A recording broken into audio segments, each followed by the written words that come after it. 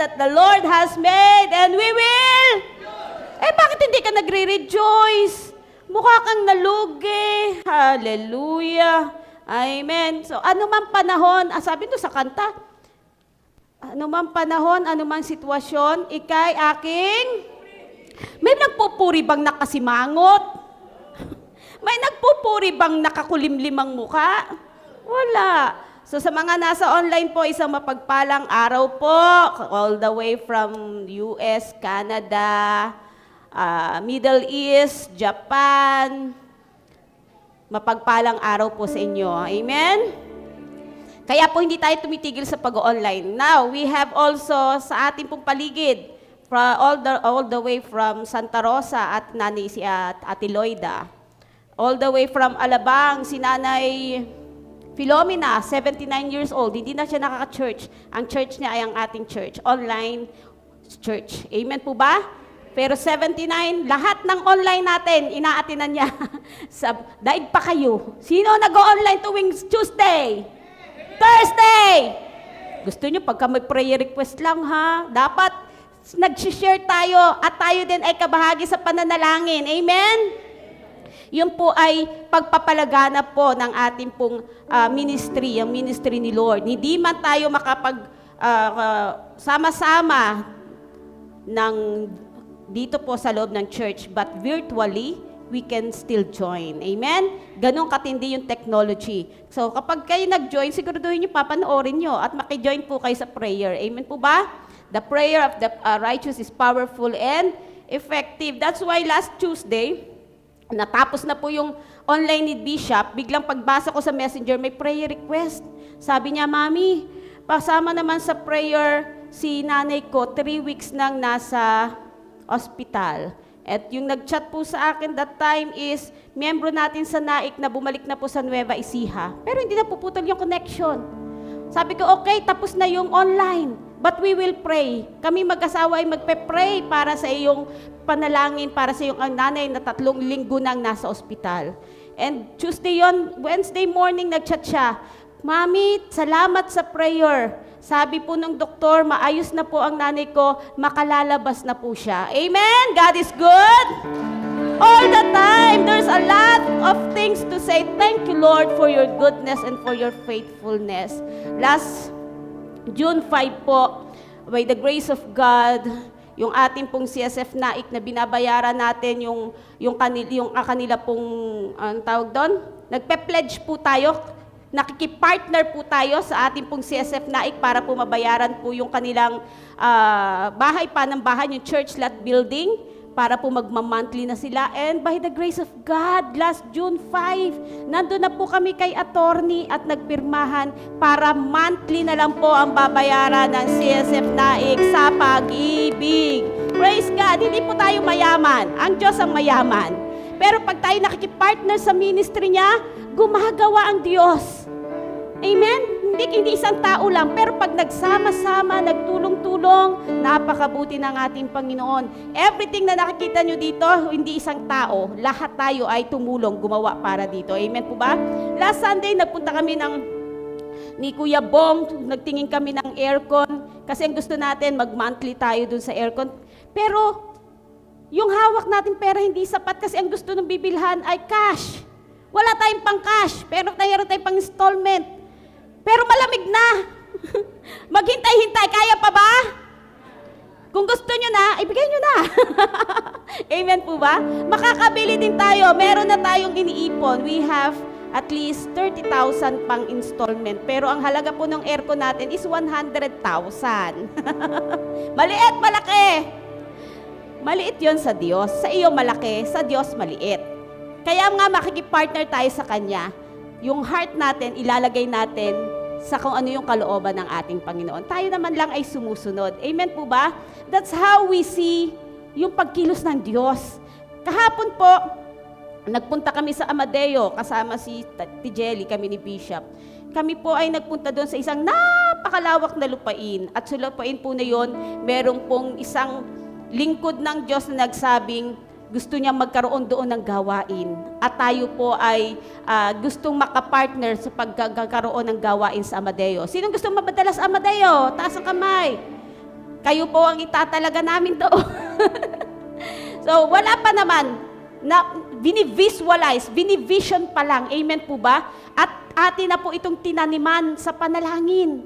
Kasi hindi po tayo, yung mga churches po natin sa mga paligid natin, sa ating pong paradahan, naik, susunod na tutulungan natin, kalugkob. Eto pong Amadeo nagbubukas, nagbibigay ng lupa para tayuan ng church. Gaano kabuti ang Diyos? Ang kailangan na lang yung tatayo, sasagot, ako Lord! Para sabi, sino ang isasend natin? Sino papadala natin? Ewan ko. Sino ang sasagot? Here I am, send me Lord. Amen po ba? For now, manalangin tayo.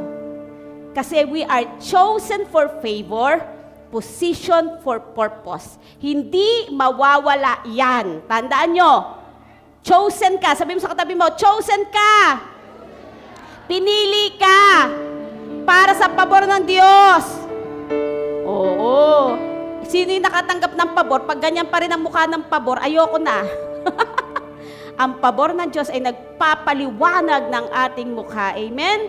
Pero sa kabila ng lahat ng pagkilos ng Panginoon, paggawa ng Panginoon, nakikita natin, meron din naman tayo mga challenges na kinaharap. Amen po ba? Last Monday morning, amen po ba? Sa ating pong Jensan, sa ating pong Sarangani, nakita natin yung 7.8 magnitude na lindol. At hindi po nakaligtas ang ating pong pastor doon, si Pastor Ruel, na nasiraan po ng bahay. Kaya nga malalaking struktura, building, bumagsak. How much more yung bahay na isa lang ang ganun, ano sabi, hollow block, isang patong-patong lang, hindi ba? Mas mahina yon. At ang kabutihan ng Diyos, wala sila nung araw na yon sa bahay. Mag-asawa pa lang sila, but still, nasa mission field sila. So, I'm asking everyone, if you want to help through pledges, pwede nyo pong idiretso sa akin para po matulungan natin sila. Kasi hanggang ngayon, nakatira pa rin sila. Ang community ay nakatira sa barangay. Barangay na bukas lang. Alam niyo, mga barangay sa probinsya, hindi katulad ng barangay ngayon ng mga palasyo na. Sa barangay, sa probinsya ay mga ganun lang at bukas, open. Doon sila nakikitulog sa barangay. Kasi ang mga schools ay nasira din. Tama po ba? So if you want to partner with us to help our pastor, Pastor Well, pwede nyo po akong kausapin, pwede nyo po i-direct sa akin ang inyo pong help. And surely, makakarating po doon. Amen po ba? Praise the Lord for that. Let's give God the best clap offering. Yung palakpak na nagpapasalamat at nagpupuri sa Diyos. Hallelujah! God is really good. Amen. Ang nais ko pong ibahagi sa inyo ngayong araw is a glimpse of what we're having sa amin pong discipleship. Nagbukas po ako ng panibagong training para po sa ating po mga lingkod ng Diyos. So ito po ay discipleship. Everyone is welcome, especially kung ikaw po ay leaders ng church. Ang title po niya, ang team po natin is Beholding Jesus. Pag-equipping for release, kaya ang equipping po ay sa kabuuan po ng CSF Church, kasama mo po yung iba mga leaders, pastors ng mga churches. Pag umattend po kayo doon tuwing Wednesday, 8 o'clock via Google Meet. Ang topic po doon ay undercover. Nagsaserve ka under the protection of the Lord. Amen po ba? Nagsasubmit, nag-obey. And then, pagka Sabado ng gabi, sa lahat ng OFWs, yan po yung iba nandito, sa mga asawa nyo po, kamag-anak na gusto nyo pong makakonect. Okay? So, i-join nyo lang po, sabihin nyo po sa akin. Yung iba po nakakonect na, hindi lang nagko-connect. OFWs po, life group, every Saturday, 8 p.m. din po yan via Google Meet. In us yung aming topic. But now we have Beholding Jesus. Okay? So, let's have John 15 verse 5. Ang sabi dyan, buksan natin ating mga Biblia. Ako ang puno ng ubas, kayo ang mga sanga. Ang nananatili sa akin at ako sa kanya, ang siyang namumunga ng sagana, sapagkat wala kayong magagawa kung kayo'y hiwalay sa akin. Again, sabi dyan, sapagkat wala kayong magagawa kung kayo'y hiwalay sa akin. Sabi sa Psalms 34 verse 8, Taste and see that the Lord is good. Amen? Hindi lang natin sinasabi, hindi lang natin sinasalita that the Lord is good. Taste and see that the Lord is good. Blessed is the one who takes refuge in Him. Let's all close our eyes and let us pray. Our loving Father, we honor you, we praise you, we thank you. Holy Spirit, let your power be revealed, let your power be released, let your power manifest sa aming kalagitnaan sa oras na ito. Tanggalin mo ang lahat ng mga bagay na maaaring makadistract sa iyong mga anak, sa mga anak mong nananambahan sa oras na ito. Tanggalin mo ang lahat ng bagay na maaaring umagaw ng kanilang focus, ng kanilang attention sa iyo. Dalangin ko, Lord, lahat ng maire-release, maibibigkas sa aking bibig ay galing sa banal na Espiritu Santo, ay pumasok sa puso ng bawat isa at tunay nga magbigay ng kalakasan, magbigay, Panginoon, ng kataasan, ng uri ng pananampalataya sa anak mong narito, O Diyos. Maging sa online, Lord, we pray na bagamat paputol-putol ngayon ang connection, I pray in the name of Jesus right now, na magkaroon ng maayos, malinaw na connectivity upang ang word mo ay hindi masayang, Panginoon. Upang ang word mo, Panginoon, ay patuloy na marinig through online, O God. We praise you, we bless you, we honor you in Jesus' name. Amen and amen. Hallelujah.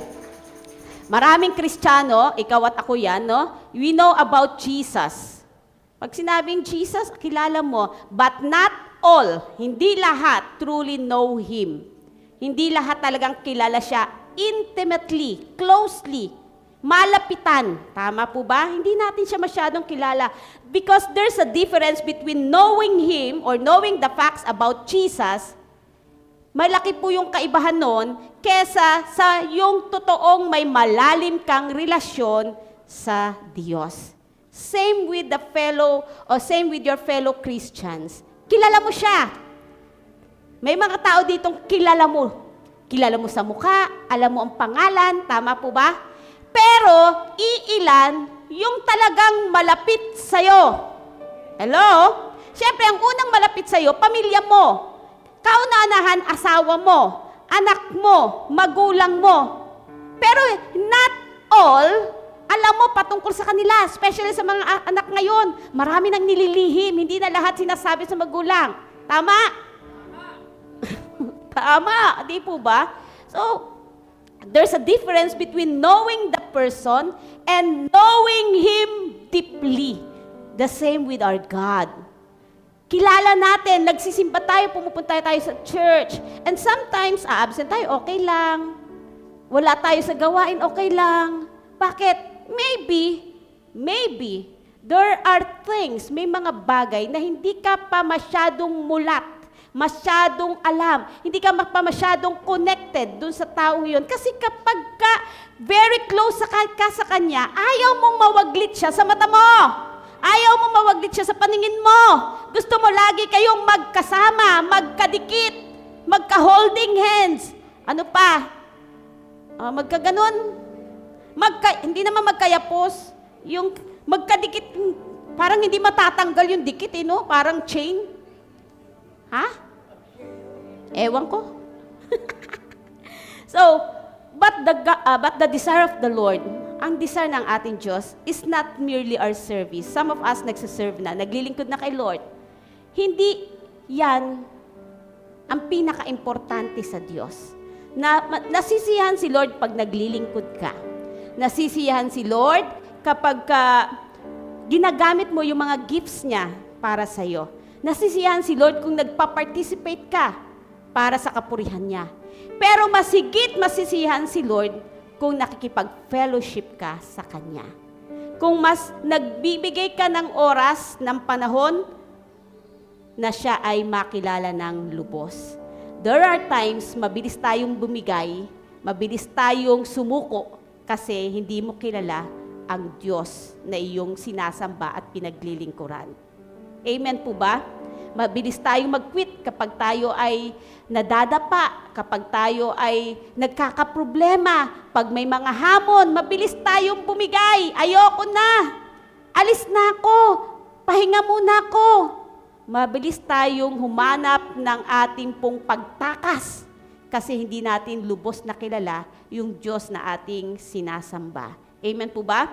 Even at the Garden of Eden, ang pagkakalikha niyan is to have fellowship with the human or with the people sa Diyos. Amen po ba? That's why si God, di ba? Bumababa siya para lang makipag-usap. Walk closely with Him. Yun ang gusto niya. Pero nasira because of sin. Now, the title is Beholding Jesus. Yung ginamit kong picture ay camera. Kasi kapag ka-camera, di ba yung nagka-camera si Kuya, di ba may lens yan na ginagalaw mo papalayo o papalapit. Amen? Kung gusto mong ma-picture yung isang tao, yung kanya lang talagang mukhang-mukha lang, at yung ito ay blurred, yung sa likod niya, yung mga background niya, anong gagawin mo? Diba? Ifo-focus mo sa kanya. That's how beholding means is. Kinuha ko yung title at the same time yung meaning ng beholding sa lesson namin, pero hindi yung lesson ang ituturo ko po sa inyo. Beholding means taken from the word beholden, mula sa Old English na ang ibig sabihin po niyan ay to thoroughly hold something. Hawakan mong mabuti. Okay? Beholding. Beholden means to thoroughly hold something. Sa Strong Concordance in the Old Testament Hebrew, ibig sabihin ay hine. Nang ibig sabihin ay introducing something new or unexpected that indicates to pay close attention. Sabi nyo, pay close attention. Pag sinabing attention, wala kang gagawin, di ba? Doon lang, pay close attention. And sa New Testament Greek, yung word na hine ay naging edu, nang ibig sabihin ay to see. Makita mo ng malapitan. Ano, ang ibig sabihin ay, kung ito ay gagawing command, okay, yung edu, ang function nito ay command na ibig sabihin, stop and pay close attention. Tigil muna. Tigil ka muna sa lahat ng ginagawa mo. At magbigay ka ng oras, magbigay ka ng panahon. Edu, ang ibig sabihin po nun. Yun yung behold. Yun ang ibig sabihin ng beholding. Maraming tao ngayon, maaaring kasali ikaw at ako, maraming tao ngayon ay sobrang busy. Tama po ba? Busy na minsan hindi mo na magawang tumingin sa paligid mo. Sino sa inyo ang kaya pang mag-appreciate ng beauty ng langit tuwing gabi? Nakakatingin pa ba kayo sa langit tuwing gabi? At na-appreciate nyo pa ba ang mga ginawa ng Diyos sa gabi? Or na-appreciate nyo yung beauty ng cellphone nyo gabi-gabi? Hindi na kayo nakakalabas. Nandun na lang kayo sa kwarto. Lalo na mga kabataan, nasa kwarto na lang. Lahat na lang ng beauty nas doon sa cellphone. Pero mas maraming pangit ang nakikita sa cellphone. Amen po ba? When we say beholding, out of busyness, you stop all of your busyness and pay close attention to something or someone that is very dear to you. Sobrang mahalaga sa iyo. Pagtutuunan mo ng pansin. Amen po ba? To behold is more than just glance or look at something. Hindi mo lang siya tiningnan. Hindi mo lang siya sinulyapan. Pag sinabing beholding, nilakihan mo pa yung mata mo. Not just to glance, amen po ba? But to be captivated. Wow! To behold means to be captivated. Mabihag ng kanyang kagandahan. O, yung mga asawang lalaki at asawang babae, di ba? Nagpakasal ka niyan kasi nabihag ka ng kanyang kagwapuhan at kagandahan. Tama ba, Aris? Amen. Tama. Sige, lagot ka. Nandiyan ang piyanan mo. Diba? You are captivated. To behold means to be captivated. Mabihag ka. When you behold something, you see it with your eyes. Nakita mo ng iyong mata, but you also hold gaze. Naglaan ka talaga Hindi lang basta pagsulyap, kundi bigyan mo ito ng oras para yung nakita mong maganda ay iyong ma-search at iyong maunawaan. Amen po ba? For example, the beauty nung flower, halimbawa, anong flower yan? Hindi lang basta tingnan mo, ay, ang ganda ng flower. When you are captivated by someone or by something, inaalam mo anong pangalan yan. Amen? May iba pa ba yung mga klase ng bulaklak? May bango ba yan? Ayun ang ibig sabihin, you search and you want to understand ano yang iyong nagustuhan. Amen po ba? It also means to be fascinated. Pag sinabing fascinated, nabighani. Nabighani ka, namangha, or naakit ka sa isang bagay. So to behold is alerting us that we want to pay attention so that we can truly see and thoroughly understand. Yung nakilala mong Jesus sa buhay mo, hindi sapat na kilala mo lang siya.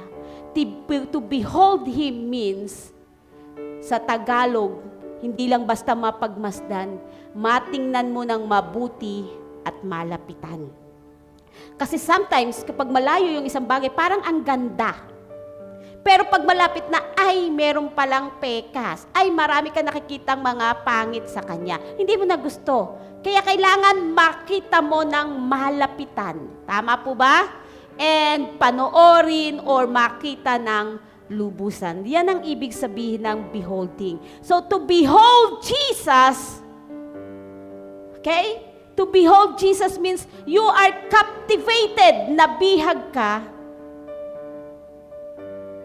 sa Savior mo, nabihag ka sa Lord mo, sa Master mo. Hindi ka nabihag sa paglilingkod, nabihag ka kay Kristo na nagligtas sa'yo. Pag nalubusan nating naunawaan, nakilala ang Kristo sa ating buhay, yes, walang exempted sa mga sitwasyon, sa mga hamon ng buhay, pero meron kang kapayapaan, meron kang kapanatagan kasi alam mo, kilala mo ang Kristo na iyong sinasamba. Amen po ba? Sabi kanina, may nakita ako, sabi, oh peace, kapayapaan, ang hirap mong makita. Ang hirap mong matagpuan. Bakit? Hindi mahirap matagpuan ng kapayapaan. Siguro yung taong yun, kailangan ng kapayapaan. Oh, peace, ang hirap mong matagpuan. Ikaw na Kristiyano, kung sinasabing you behold Jesus in your life, ang kapayapaan ay laging present sa'yo. Kasi Jesus is the Prince of Peace. Amen po ba? Ang kapayapaan ay sumasa atin. Kasi si Jesus ang hari o prinsipe ng kapayapaan. Hindi mo siya kailangan panghanapin kasi nasa sayo na yan. Baka natakpan.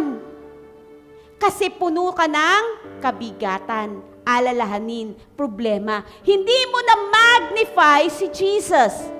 Ang na-behold mo yung problem.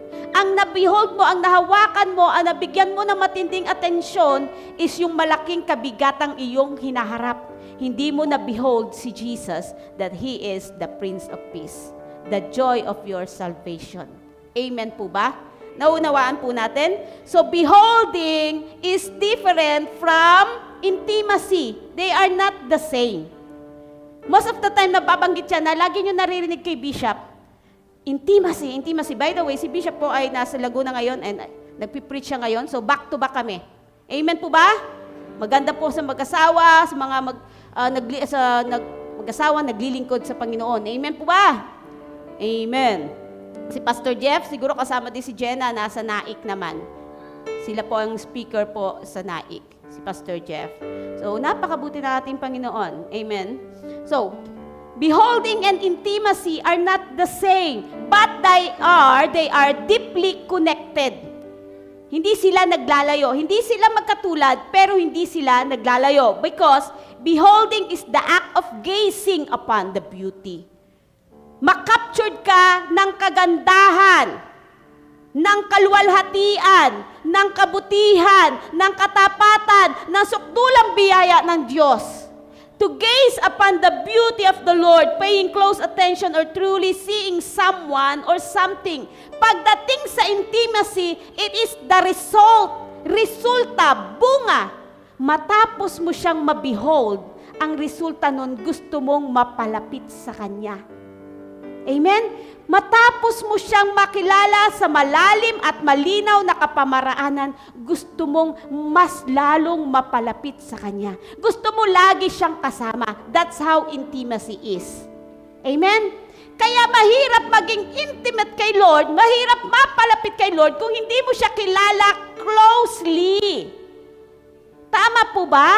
May mga celebrity kayong hinahangaan, pinapalakpakan, kilala nyo lang sila sa pangalan, pero hindi kayo makakalapit sa Kanya. Yung personal na buhay niya, hindi nyo alam.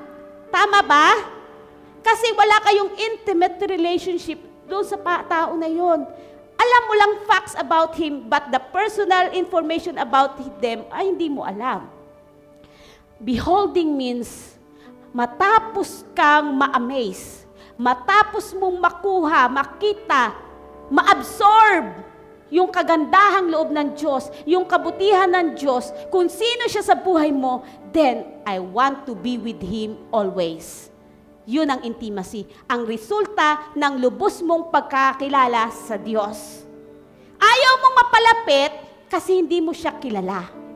At habang lumalapit ka sa Kanya, kung ano siya, ganun ka rin. Amen? Kung sino yung kasama mo most of the time, every day, 24/7, tingnan mo, makakamukha mo. That's how intimacy is. Pero hanggat hindi ka napapadikit sa Kanya, didikitan ba yung isang taong hindi mo kilala? Hello? Didikit ka ba sa isang taong hindi mo kilala? Hindi. Dapat may connection. That's how beholding is. Dapat may connection. Mayroong kang kapit sa ating Panginoon. Tama po ba? So in essence, beholding is often the catalyst for intimacy.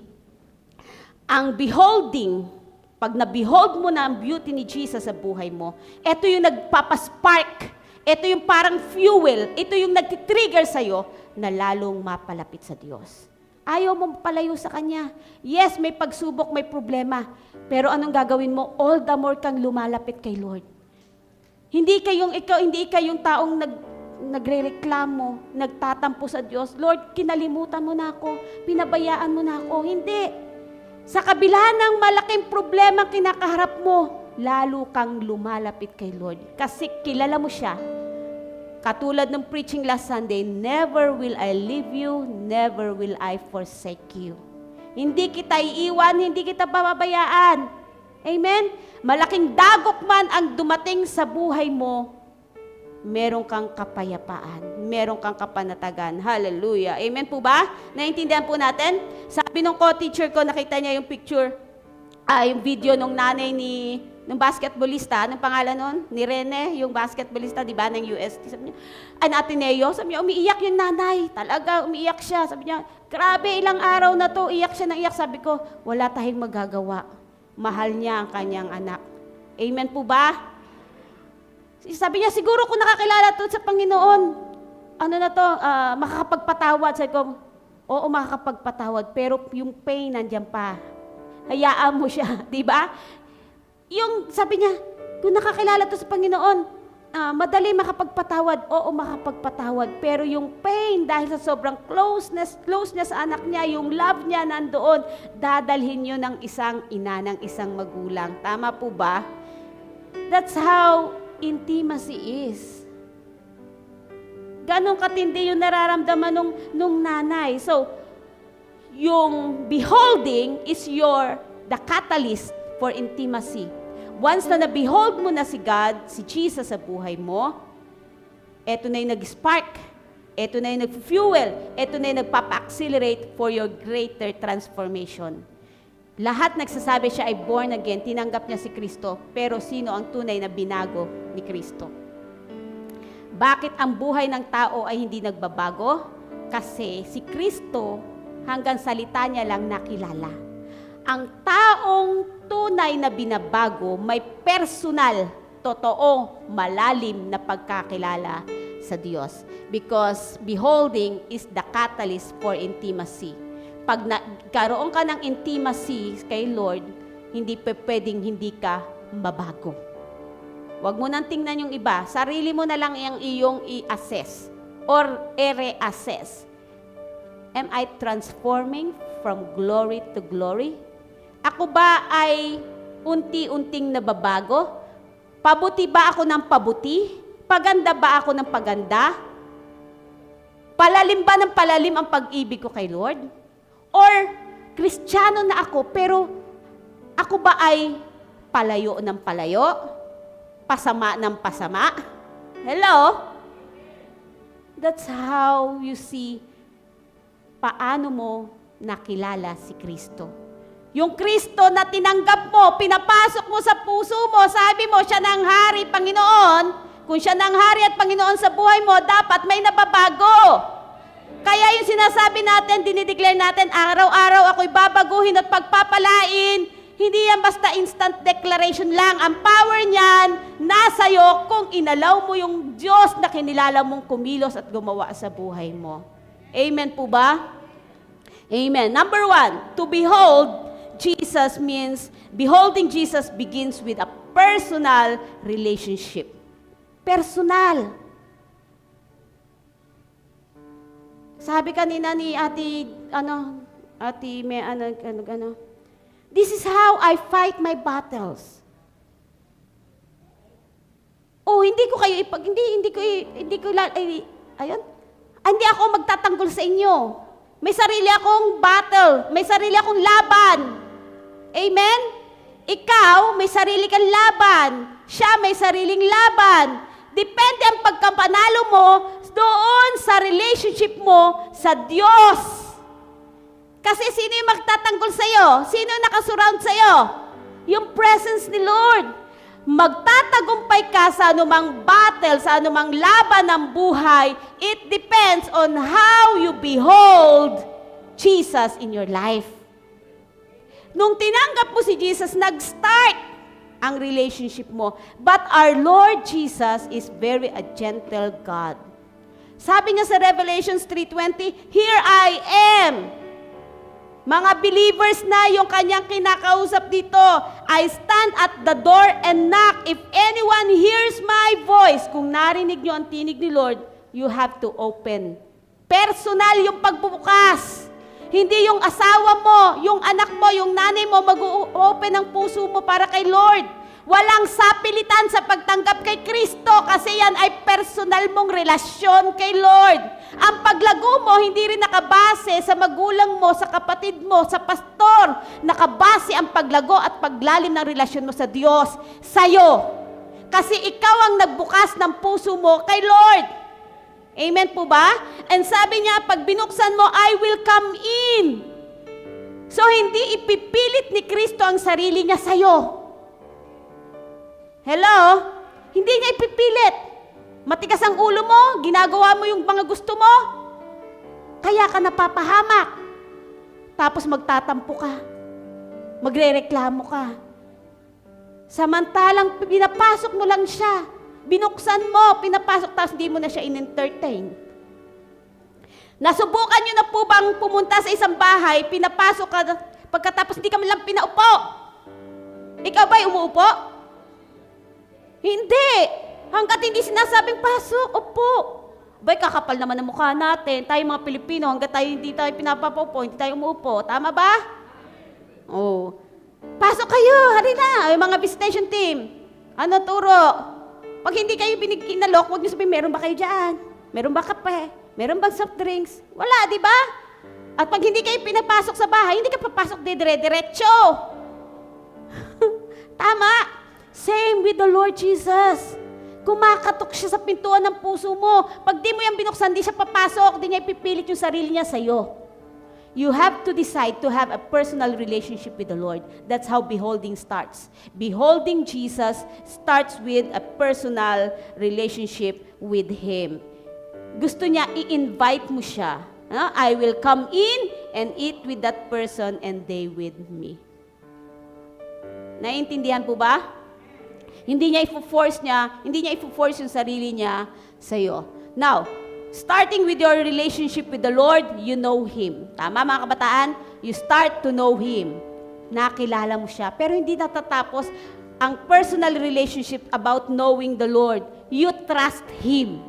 Una, you know Him that He is your Savior, iyong tagapagligtas. Pangalawa, nagtiwala ka sa Kanya dahil siya ang iyong Panginoon.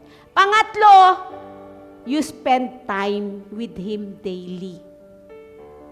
Pag na-captured ka, na-captivate ka ng glory ni Lord, automatic yun ang nagsisignal sa'yo to spend time with Him.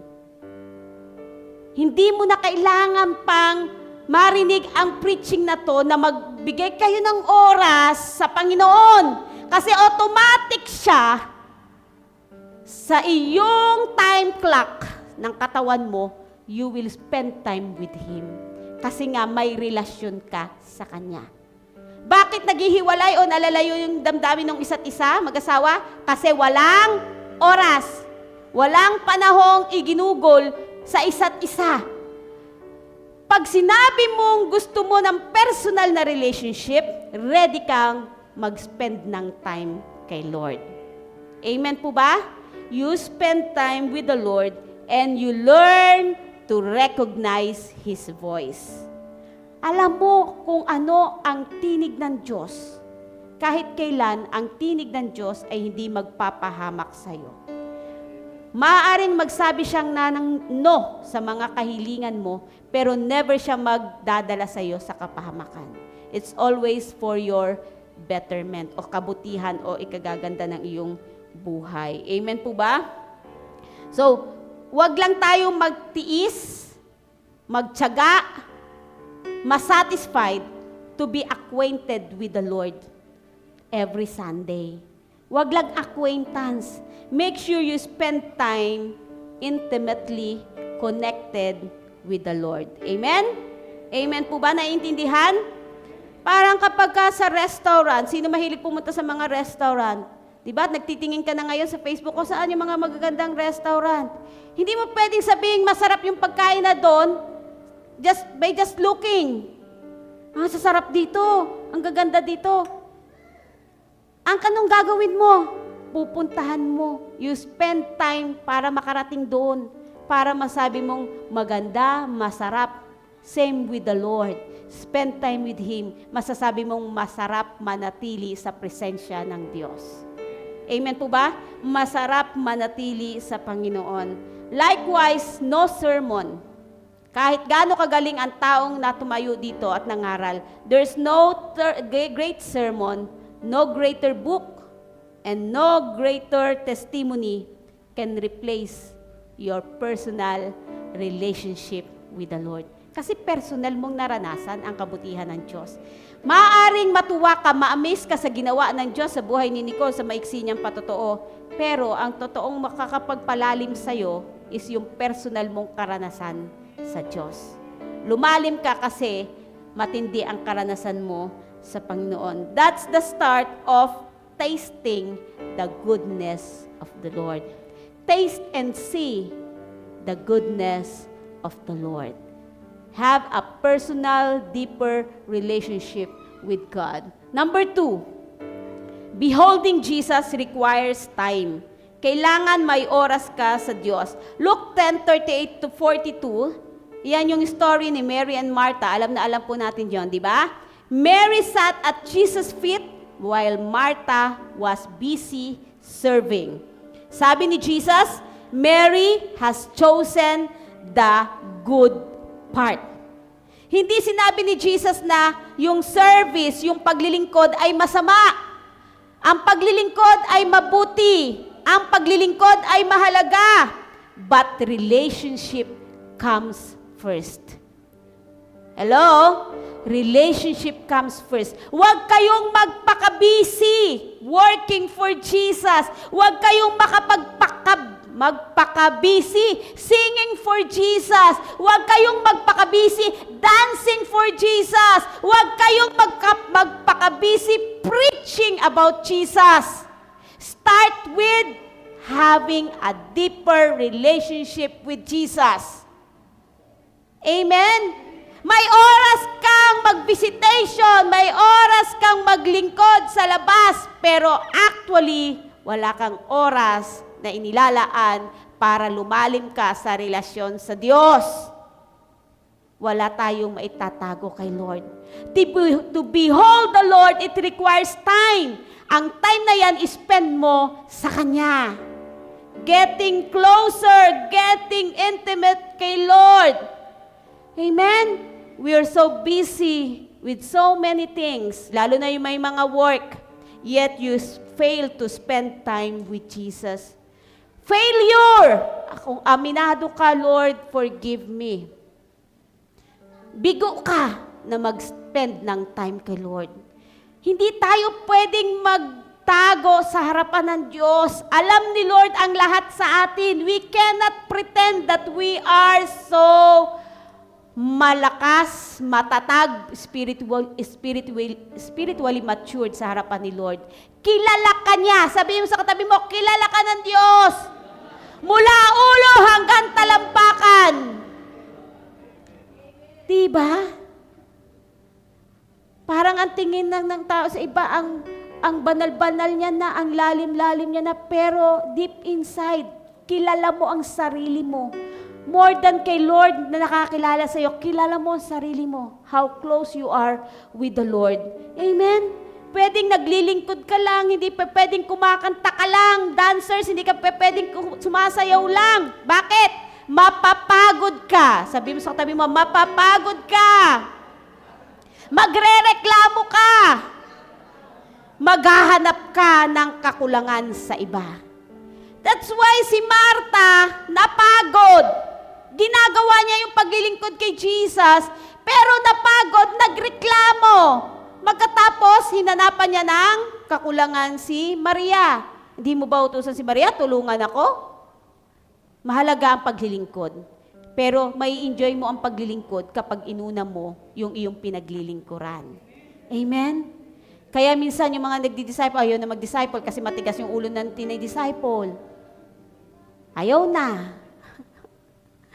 Pero pag nakita mong opportunity to na ikaw muna ay lumago, patuloy na lumago, baka may tinuturo din sa'yo si Lord. Amen po ba? Lalo kang mag-alalaan ng time. You cannot become intimate with someone you rarely spend time with. Hindi ka lalalim. Hindi ka magiging malapit kung wala ka namang oras para sa Kanya. Amen.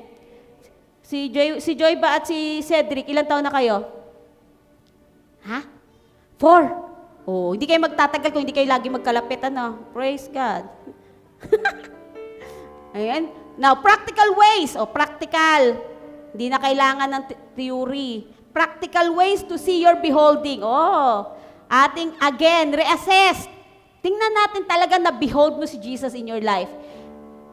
Your daily prayer. Kumusta ang panalangin? Lord, thank you sa lahat ng ito. Amen. Hindi yan prayer. Gutom na prayer. Daily prayer. How do you spend time with the Lord every day? Daily prayer. Alam mo na sa sarili mo kung na-behold mo yung presence ni Lord, yung beauty ni Lord. Reading God's Word. Grabe yung devotion. Ang haba, 3 chapter. Magdi-devotion ang haba. Hindi mo na-enjoy. Duty. Obligation. Ibig sabihin, hindi mo pa nabibehold ang beauty ni Lord. Kasi kapag nagbabasa ka, kahit nga 3 chapter, parang kulang pa. More. Nagkaroon ka kasi ng hunger. Nagutom ka sa Word. More kang nagbubukas, more kang nagbabasa. Hello? At automatic yun. Ako kahit saan, lalo na pagpila. Pag nasa Emilus ako, pure gold ako, habang pila. Yung cellphone ko, bubuksan ko, nandun ang Bible. Magbabasa na ako, nagdi-devotion na ako. Anywhere! Kesa sa ako ay sumakit ang ulo, mainis sa haba ng pila. Lalo na pag pumunta ka sa mga SSS, Pag-ibig, pag PhilHealth, sa Kateba pila, dalhin mo yung cellphone mo, may Bible, magbasa ka. Ang bilis! Tapos na ako ng chapter 1, abay, nalapit na ako sa pila, hindi mo na namramdaman. Amen? Pero kapag may habulin ka, manunood pa ako ng teleserye, ang haba nitong chapter 3. Pero yung teleserye, yung mga ano yung tawag doon, mga K-drama, session 1, episode 1, 1 hour. Hindi ka na puyat. Talagang laki-laki ng mata mo, nood na nood ka, you spend time. Sabi mo, 1 oras lang. Isang episode lang. Ay, ang ganda nung tapos. Tingnan ko yun sa episode 2. Pansin mo, 4 na oras na. Ang laki ng mata mo. Pero pagbabasa ng Biblia, 30 minutes pa lang, inirereklamo mo na. Na-behold ka ng K-pop, na-behold ka ng K-drama, hindi ka na-behold ni Jesus. Hello? Tapos pagising sa umaga, nagmamadali. Late na. Una pa rin ang trabaho kaysa kay Lord. Nasa ng beholding, mga anak? Kung natatamaan ka, Lord, thank you, inaayos mo ko. Hindi ko to sinasabi para kayo ay paringgan. Sinasabi ko ito kasi you have to behold Jesus. Ang panlaban mo sa sitwasyon ngayon is to behold Him in your life. Wala kang hahawakan, wala kang pagtitiwalaan, kundi ang Diyos lang. How about your worship? Pagsamba, baka puro ka hawak lang ng beat. Kung ano nila mga kinakanta mo, sinasayaw mo, you make sure nag-worship ka talaga kay God. And quiet listening before God. You spend time na marinig mo rin siya na nagsasalita sa'yo. Not an audible voice. Oh, Desha, matulog ka na. Walang ganun. Magagalit na tatay mo. Walang ganun. Mangungusap siya sa salita niya. If you read the board, mangungusap siya kung anong dapat mong gawin. Mangungusap din si Lord sa'yo sa pamamagitan ng magulang mo. Yung mga payo na magulang mo, pangungusap yan ni Lord. Hello? Naniniwala kayo doon? Masok kayo sa equipping. Sa equipping, tinuturo ko yan. Ang mga magulang ay ginagamit ni Lord para sa'yo. Amen po ba? Hallelujah. And number 3, beholding Jesus produces transformation. Yan yung sinasabi ko. May pagbabago dapat na nangyayari sa atin. 2 Corinthians 3 verse 18. Basahin natin. 2 Corinthians 3 verse 18. Ang sabi dito, at ngayong naalis na ang talukbong sa ating muka, tayong lahat ang nagiging sinag ng kaningningan ng Panginoon.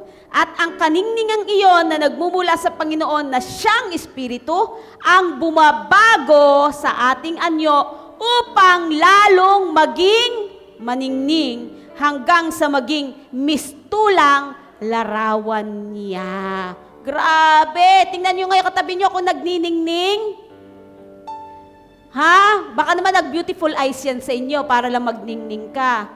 So, yung kalwalhatian ni Lord ay nasa sa atin. Amen? Hanggang sa maging kalarawan niya tayo. Dapat may pagbabagong nangyayari sa atin. Kung after 1 year, 2 years, 3 years, 10 years, ganyan pa rin ikaw, abay malaki pong question mark talaga kung talagang si Jesus yung tinanggap mo sa buhay mo. Kasi pag si Jesus, with His Spirit na nananahan sa atin, in us, through us, with us, imposibleng hindi ka mabago. Imposibleng hindi mapabuti ang buhay mo. Amen? Hindi ka mapapasama kapag kasama mo ang Diyos. Hindi ka mapapahamak kapag kasama mo ang Diyos. Mababago ka ng kapangyarihan ng Diyos. Beholding Jesus produces transformation. The more we behold Jesus, the more we become like Him. Kaya nga sabi ni Pablo, malakas, confident, imitate me as I imitate Christ. Mahirap yon bilang apostol, bilang mga disciple na sabihin yon. If wala kang beholding, walang beholding nang nangyari sa'yo, tapos magdi-disciple ka, malaking problema. Kasi ang i-duplicate mo, i-replicate mo, ay ikaw. Maging kamukha ka niya. Confident ka ba na yung kapatid mo ay maging kamukha mo, magiging confident ka lang kung alam mo talagang si Jesus ay nasa sayo. Kaya sabi ni Apostle Paul, imitate me as I imitate Christ. Amen? Kaya dito sa verse na to sabi niya, hanggang sa maging mistulang larawan niya or kawangis niya. Tingnan mo nga kung anong porsyento na yung katabi mo, kamukha ni Kristo. Ha? Baka naman pamaya magpunta ako sa bahay niyo, marinig ko pa ha, may batuhan ng mga anak ka ng demonyo. Ay, hindi pala. Hindi si Kristo pumasok sa bahay. Di ba? Ano pa? Yun ang mga banggitan sa bahay. Hayop ka. Wala doon. Hindi niya na-behold si Jesus. Di ba? Pag na-behold mo si Jesus, ang lumalabas sa bibig mo, puro pagpupuri, pagpapasalamat at pagkilala sa katapatan ng Diyos sa iyong buhay. So once na behold mo si Jesus sa iyong buhay, ang resulta niya, number 1, greater love. Dati ang igsi-igsi ng iyong pasensya, ng iyong pagmamahal, ngayon humaba. Kahit hindi ka ibig-ibig, naiibig mo na. Amen? Amen? Number 2, greater holiness. Hindi ka banal na aso, santong kabayo. Ang kabanalan mo ay sino? Si Kristo. Our righteousness is Jesus. Our righteousness is in Jesus. Our righteousness is Jesus. That's why greater holiness. Number 3, greater humility. Kahit na merong nang aasar sa'yo, nang bubuli sa'yo sa trabaho, sa school, hindi mo pinapatulan. Lalo kang nagpapakumbaba. All the more kang itataas ni Lord pag tayo nagpapakumbaba. At resulta yan ng pagkakilala mo kay Jesus. Greater compassion and greater spiritual maturity. Resulta yan ng pagbabago. Nabago ka dahil sa beholding mo kay Jesus. Number 4, beholding Jesus gives strength in difficult times. Wala pong nakaligtas, lahat ay dumaan sa krisis, sa mga matitinding problema. Pero sabi sa Psalms 91 verse 1, He who dwells in the secret place of the Most High shall abide under the shadow of the Almighty. Remember, intimacy is not tested in good times. Intimacy is tested in difficult situation. Gaano ka kalapit kay Lord? Si Moses, minit niya ang God Almighty sa mountain. Mag-spend siya ng time para umakyat sa bundok. Mahirap umakyat sa bundok. Tama? Intimacy tested not in good times, but in difficult situation.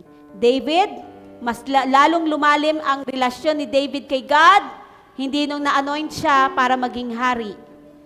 Lumalim ang relasyon ni David kay Lord nung hinahabol siya ni Saul sa wilderness at gusto siyang patayin. Bakit? Lalo siyang umasa na ang Diyos, si Yahweh, ang kanyang tagapagligtas. Tama po ba? How about si Shadrach, Meshach, and Abednego? Lumalim lalo ang relasyon nila kay God, kay Yahweh, nung sila ay pinatapon sa 7 times ang init na pugon. Bakit? Sinamahan sila ng Diyos. Kaya matapang sila, very confident silang sabihin, di ba? Sabi nila kay Nebuchadnezzar, hindi kami sasamba sa ribulto mo. And even if, kahit na hindi kami iligtas ng aming Diyos, hindi pa rin kami magbabow down. That's greater intimacy. Gaano kalalim ang pagkakilala nila sa kanilang Diyos. Shadrach, Meshach, and Abednego walk with God in the blazing furnace. How about Daniel? Si Daniel, ang natakot pa, ang naawa pa sa kanya, yung hari. Hindi nakatulog yung hari, pero si Daniel sa panahon na yan, na nasa lion's den, hindi man lang nasira ang damit, hindi man lang sinugatan ng ngipin ng lion because sinasamahan siya ni Lord. Amen po ba? Naintindihan natin? Paul and Silas, bagamat bugbog sarado na, they still worship the Lord in prison. So, ang intimacy with the Lord, ang kalapitan kay Lord, hindi natetest in good times. Hindi natetest pag maraming blessings. Kasi syempre, lalo kang lalapit kay Lord sa blessings. Natetest ang intimacy in difficult situations. Mas lalo kang lumapit, mas lalo kang dumulog, mas lalo kang pumunta sa presensya ni Lord. He who dwells in the secret place of the Most High God will find what? Will find under the shadow of the Almighty, makakatagpo ng kapayapaan. And lastly, beholding Jesus leads to fruitfulness. Kanina binasa natin John 15:5, we have to abide. Sabi nyo nga, abide. Abide means to remain, manatili. Okay? Manatili. So fruitfulness is not produced by striving, but by abiding. Ang pamumunga, ano inaasahan sa atin ni Lord? Para daw tayo magbigay ng kaluwalhatian sa Kanya, kailangan nating mamunga. Sabi mo sa katabi mo, mamunga ka. O, hindi mabunganga ka ha. Baka may ibang dinig na katabi mo. Hindi mabunganga ka. Sabi, mamunga ka. Hindi lang daw madahon ka, kundi mamunga. Fruitfulness is not produced by striving. Ang pamumunga ha, ay napuproduce, lumalabas sa pamamagitan ng pagsunod. Pananatili sa presensya ni Lord. Yung iba, strive ng strive. Pagod na pagod na. Gawin ang lahat ng ito. Sa tingin niya yun ang paraan para mag-glorify si Lord. Ang sabi ni Lord, para mag-glorify siya, manatili ka sa Kanya. At kapag nananatili ka sa Kanya, imposibleng hindi ka mamunga. Hindi ka makakapamunga kapag kahiwalay ka sa Kanya. Katulad ng sanga, hindi siya nag-strive. Mamunga ng sarili. Ang kailangan niya lang manatiling nakakabit sa puno. Same with us. Kaya ka napapagod, nag-strive ka for your own holiness, for your own righteousness. Makukuha mo yung fruit na yon sa pamamagitan ng pananatili sa presensya niya. Abide. You can do nothing. Wala tayong magagawa kapag tayo umalis sa presensya ng ating Panginoon. Amen po ba? Ano tong bunga niyan? Madali na ngayong mag-win ng souls. Kasi nakikita sa iyong bunga.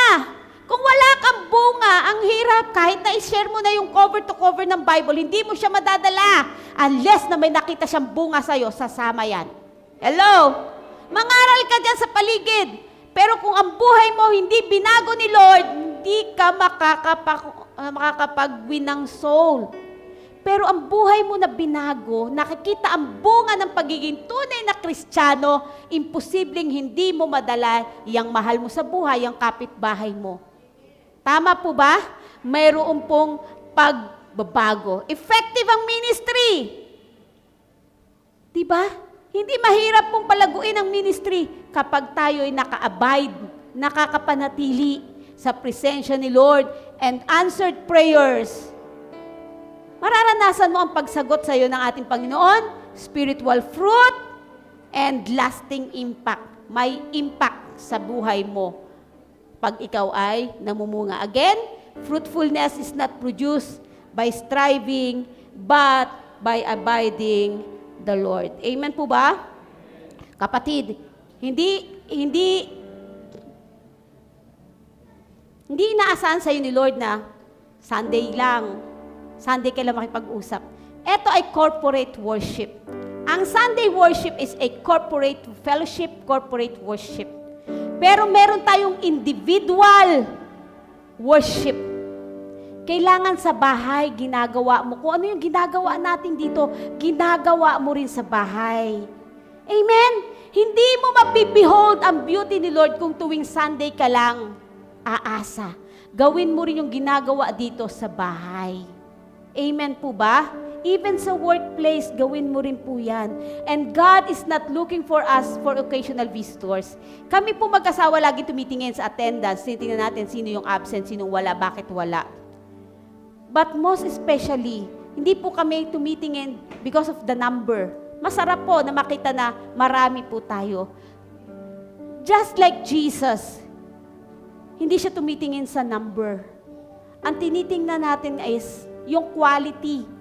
Yung quality, bakit kayo nagpunta dito? Yung quality, bakit kayo nag-stay? Yung quality ng inyong pagiging lingkod ng Diyos, yung quality ng pagiging Kristiyano. Amen po ba?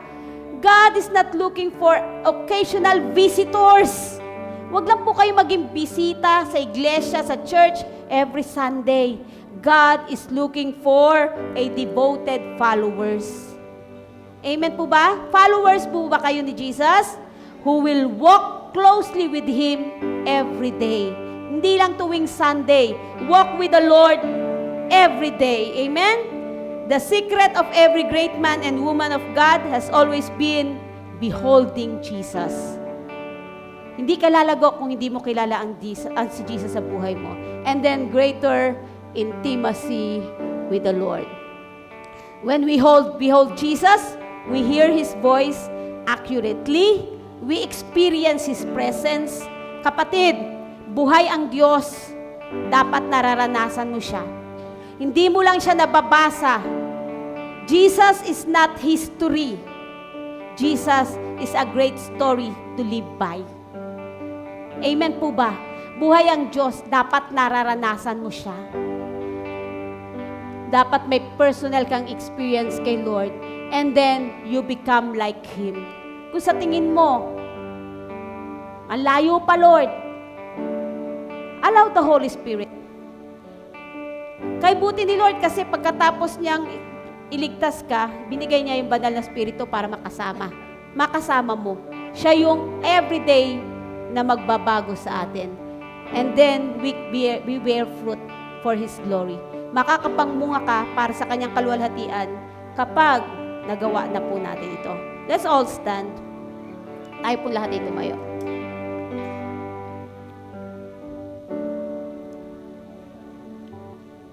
Hallelujah.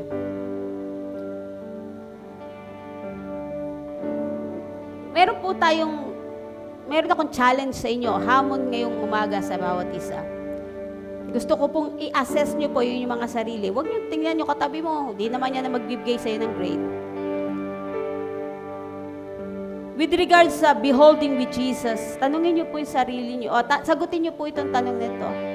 How much time do I spend with Jesus each day?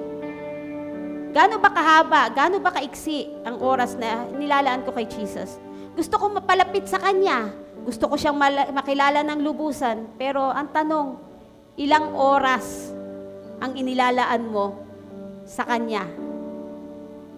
Araw-araw. Ito lagi kong tinatanong sa mga disciples.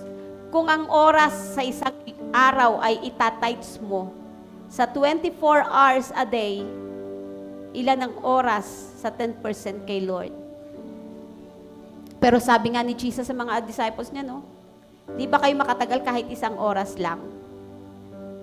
How about, kung hindi pa kaya ng isang oras, how about 10 minutes? 20 to 30, praying. How much time do you spend with the Lord every day? Tanungin mo din sarili mo ngayon, is my relationship with the Lord growing? Lumalago ba ako? O natigil na ako sa ganito? Ang tagal ko ng ganito na pagiging Kristiyano, bonsai na Kristiyano.